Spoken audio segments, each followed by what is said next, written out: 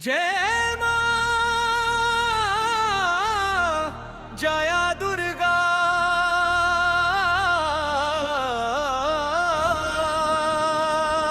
हर हर महादेव जय जय माई भवानी। हृदय गिरल जहवा सती के बाटे अमृत धानी। बोला जय जय दुर्गा माई जय बाबा बैद्यनाथ। शिव शक्ति के यहाँ मिलन बा खुल जाला किस्मत के बाट।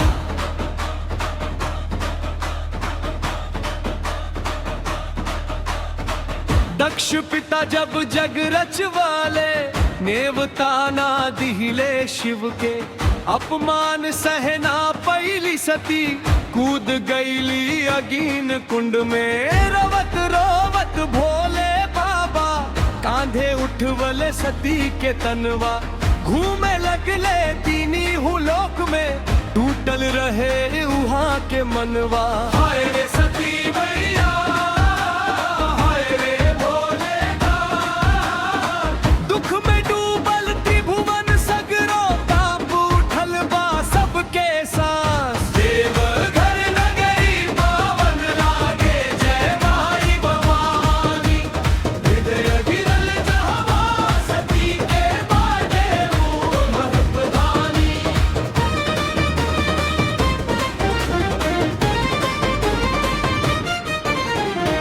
विष्णु जी सुदर्शन जब चलवले बचावे खातिर ई संसार। सती के अंग जहाँ जहाँ गिरल बन गईल शक्ति के दरबार। देवघर धाम में हृदय गिरल बाबल शक्ति पीठ ई महान। शक्ति रूप में जया दुर्गा है शिव रूप बैद्यनाथ भगवान। जय जय जया दुर्गा माई जय बाबा बैद्यनाथ। एक धाम में शिव शक्ति बसे धन्य भैली धरती नाथ।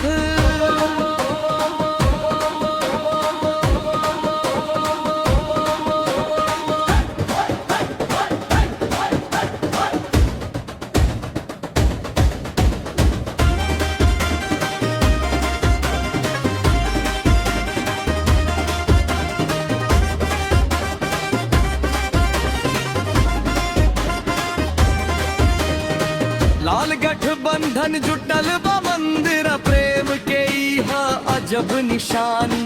शिव बिन शक्ति अधूरी बाड़ी शक्ति बिना शिव के न कहानी। कांवरिया बोले बोल बम बम गूंजे सगरे देव धम धम। सावन महीना आवे जई से बरसेला कृपा यहाँ विराम। हृदय पीठ बा श्रद्धा दीप बा मैया के महिमा पार। बाबा बैद्यनाथ संग विराजे करेली सबके बेड़ा पार। बोल बम हर हर